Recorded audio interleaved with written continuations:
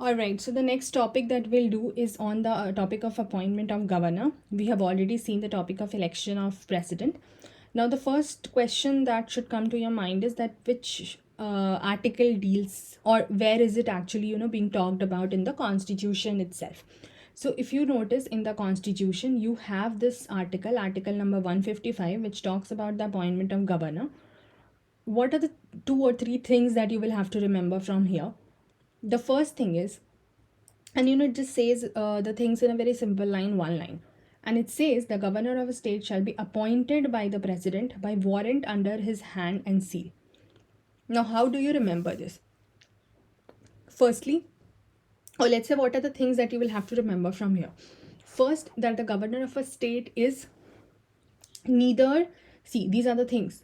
Article से आपको बस इतना ही याद रखना है. So governors appointment is happening, so there is no election, no direct election, no indirect election that is happening for the governor. The second thing that is said is that appointed by the president. So which is the appointing authority for governor? The president is the appointing authority. The third thing it is saying is appointed by the president by warrant under his hand and seal. What does this mean? And you will come across this term time and again for different also posts which are appointed by the president. तो हम तब भी ये देखेंगे. It is basically कि यहाँ पे जो signing authority हैं, the president will have the letter of appointment will have a seal from the president's office, and the signature of the president would be there. So this guarantee or appointment is coming directly from the president, right?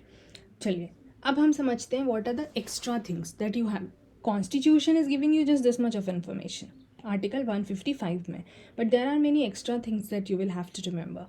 So firstly, it is said that despite of considering the office of the governor as a kind of nominee for the central government, the Supreme Court made it a point, very, very clear, precise, in 1979, that the office of the governor is not an office of employment under the central government.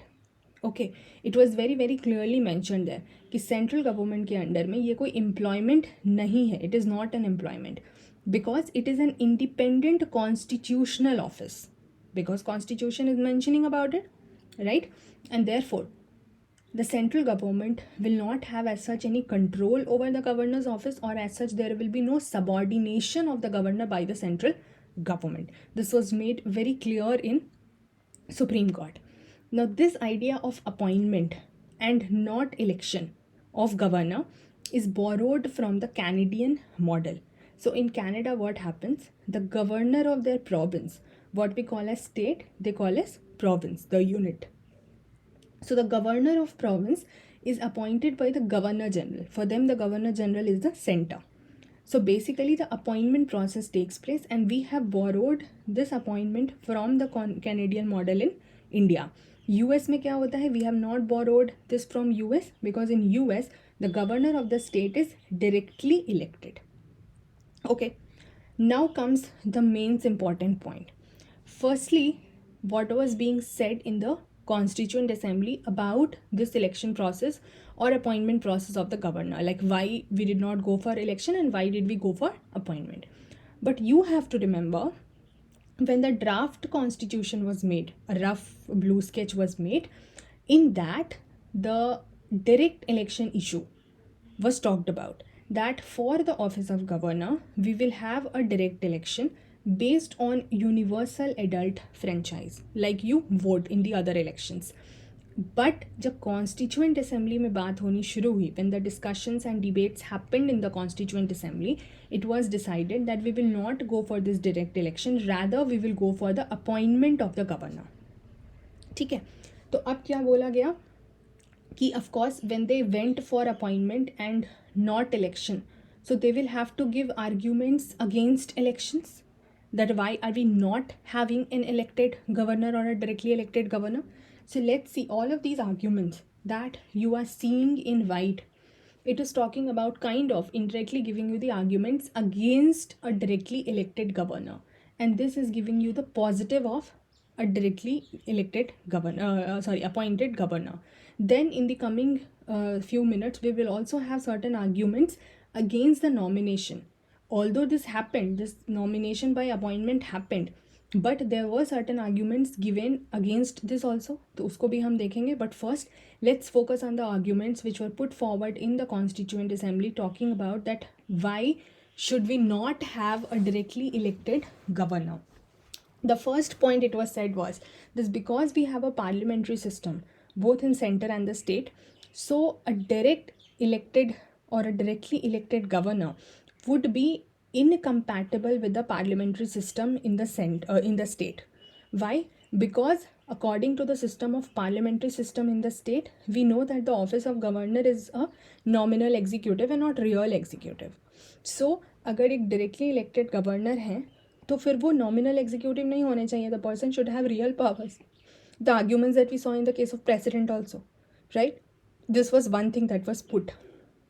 The second thing that was said was that if this will happen, and majority of the case mein, if the governor and the CM belongs to, let's say, different political parties, there will be conflict between them, that who is superior and who is not. Because if both are elected, so there is going to be conflict. Okay? And then there will be leadership issue, that who is superior, who is leader at the time of general election also, when people will vote. Another thing is that because the governor is a nominal executive, like we did see in the case of president also, so the time, the money, all of that will be spent in the general elections for electing the governor. Doesn't make sense. The another point that was talked about, that a direct elected governor or a directly elected governor will not be in the national interest. Now understand this. Why? Because it was said that when elections happen, majority of the case में it is noticed that what people run the election for, either they're contesting or people who are voting also, electors also and contenders also, they usually run for the personal issues, if the personal motive is being fulfilled or not, on the basis of caste, religion, etc. Right? So if many voters are engaged, because if you are holding the direct election based on universal adult franchise, then many voters will be engaged in this election.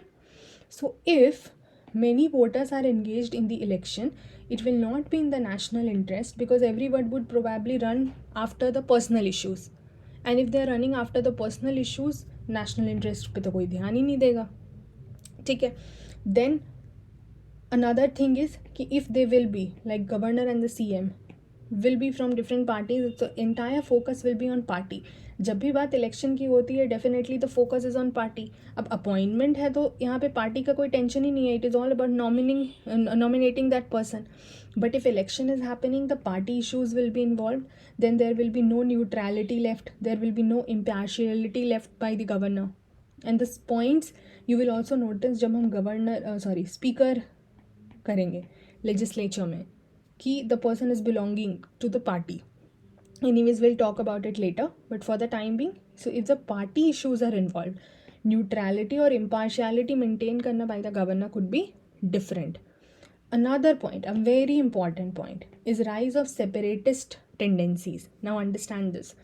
If the governor is locally elected, locally elected by the people, if the election happens, then what can happen? Under the leadership of the governor, people, because the person would be locally belonging to that place, right? अभी appointment में क्या होता है nominations में, that we are having it by convention, the people from different states. That is one major reason of having that convention, so that we can curb these separatist tendency. लेकिन अगर उसी मूल जगह को बिलोंग करता हुआ कोई गवर्नर हो, some local person becomes a governor, the person also might be interested in having a separate state, so having that separatist tendency, so now the people will get a local leader also. Abhi kya hai? Because the appointment is happening, so the governor, at least central government is knowing about those things. Even if the Supreme Court has said that okay, it is an independent office, that is okay, and they are not as such employed under central government, there is no supreme control, that is all okay. But at least the governor is not knowing about the local issues much, because the person is not familiar to that place. So separatist tendencies रोकने का तरीका हो जाएगा. Otherwise, what could have happened? Without any information to the central government, the people under the heading or the leadership of the governor would have gone for the separatist tendencies, and definitely that would have led to political instability. Another point against going for elections was that if the election would have happened, then the CM definitely would not have want somebody from another party, ताकि stability maintain रहे, smooth running हो for the state functioning. So the CM would have wanted that it's CM's nominee who should contest as governor. CM would have wanted that. तो ये तो फिर वो ये hierarchy हो जाएगी, बिकॉज ऑफ CM के मर्जी से कोई गवर्नर चूज होंगे तो CM का पोजिशन स्ट्रॉन्ग हो जाएगा. But technically, the kind of parliamentary system we have a separate position for the governor. So things will just go haywire and not as per what is expected in the state functioning. So all of these reasons were given, that these are the reasons against having a directly elected governor, or if we would have got a directly elected governor, हमारे पास क्या क्या negative consequences होते. And what is that one major positive consequence? That now that we have president appointing the governor, the central government somehow could control the state government, even if Supreme Court has said कि नहीं करना है, और वो भी उन्होंने बहुत बाद में कहा.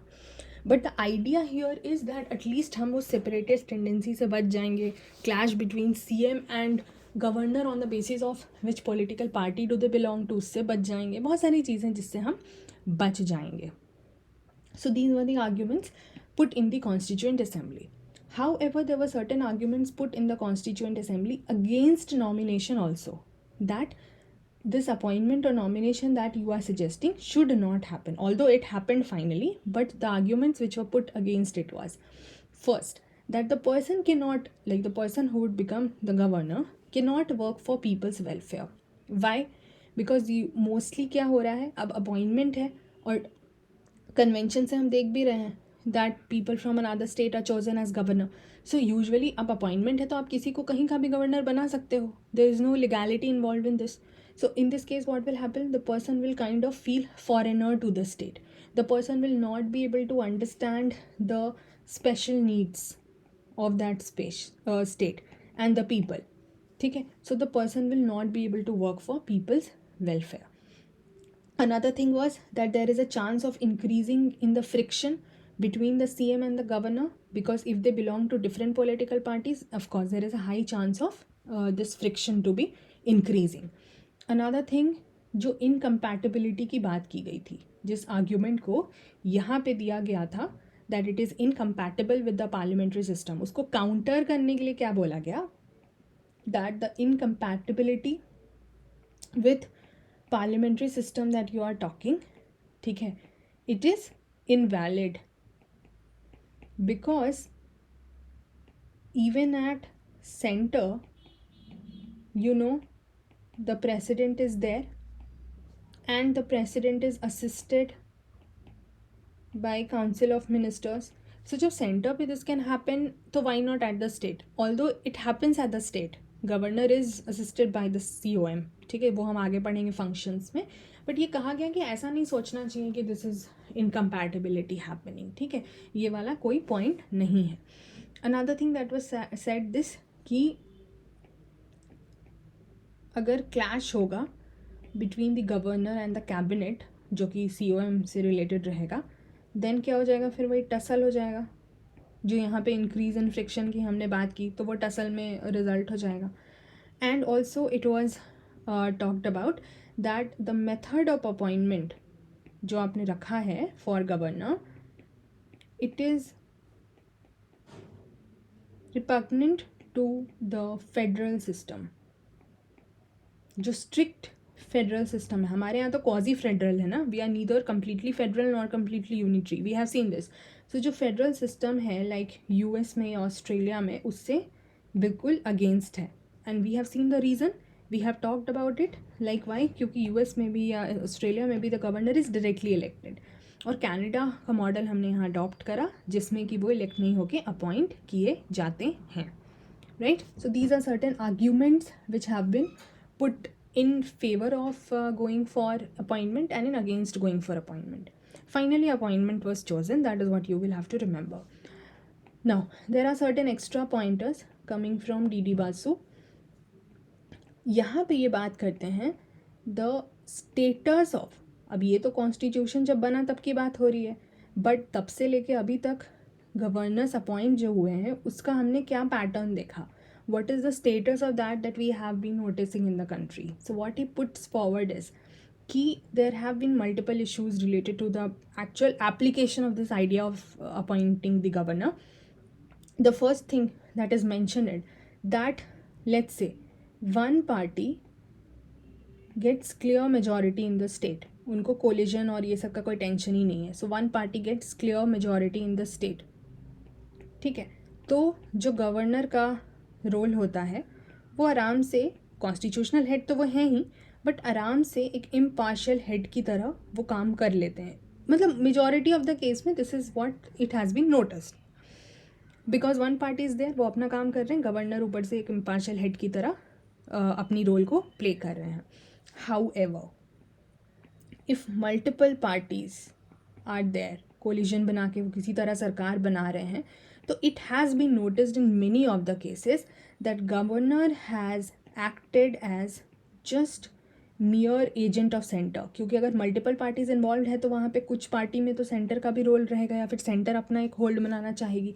तो in various matters it has been notice that despite of the Supreme Court ruling that they're not supposed to act as just the agent of the center, they can act independently, but it has been noticed in real application that the governor would have seen as just being mere agent of the center in various matters. What are kind of those various matters जहाँ हमने देखा है? For example, वो क्या करते हैं? Matters like invitation to form ministry, क्योंकि जब मल्टीपल पार्टीज़ इन्वॉल्व होती है तो आप देखोगे जब हम आगे पढ़ेंगे कि कैसे सरकार बनती है, ठीक है, तो इन दैट टॉपिक एग्जीक्यूटिव में ही हम उसको समझेंगे, तो आपको समझ में आएगा कि they will invite the particular party to form the ministry. तो अब इसमें क्या हो जाएगा कि invitation can go from the governor, और it has been notice it has gone from the person to form ministry, mostly from centre's ruling party. इसलिए आपको सेंटर का इन्वॉल्वमेंट यहाँ पे इनडायरेक्टली दिखेगा, ठीक है. It was noticed despite of seeing that there is no clear following for that party. जिसको आप बुला रहे हो मिनिस्ट्री बनाने के लिए स्टेट में, उसकी स्टेट में कोई फॉलोइंग नहीं है, but if the governor has this power. तो अब जब आप समझोगे आगे पावर्स ऑफ गवर्नर तो you will appreciate this point better. But अगर गवर्नर के पास पावर है तो इट हैज़ बीन नोटिस कि वो उनको मिनिस्ट्री फॉर्म करने के लिए बुला रहे हैं जो कि सेंटर के रूलिंग पार्टी से बिलोंग करते हैं, despite of having no clear following up. Another thing that was noticed in what other matter, it was noticed that removing ministry, कि मिनिस्ट्री को हटा दिया, having the legislature's confidence. You will appreciate again all of these pointers जब आप आगे जाके functioning of executive and legislature समझोगे, how executive can also play a role in removing the legislature, how removal of executive can also happen by legislature. So when you will understand this relation, you will understand this point better. For the time being, just understand. There's also, it has been noticed at times that the governors have removed the ministry. All those ministries, like all the council of ministers, which were having the confidence of the legislature, ठीक है, by a report under Article 356. What were Article 356? If you remember, we did talk about जो हमने constitutional machinery के failure की बात की थी. So emergency में we'll do this better कि on the claim that constitutional machinery नहीं fulfill हो रही है, and in that case it has the power is there, you know, कि वो कहा जा सकता है कि स्टेट में सही फंक्शनिंग नहीं हो रही है, फिर वो प्रेसिडेंट रूल लग जाता है. So this has been noticed, these kind of various matters जहाँ पे the governor has been noticed to just act as a central agent when especially the multiple parties are there in the state. If one party is there, it is having the majority, the governor will just act as the function which is assigned to the post of the governor. Another thing that was said कि it has been also noticed there have been instances of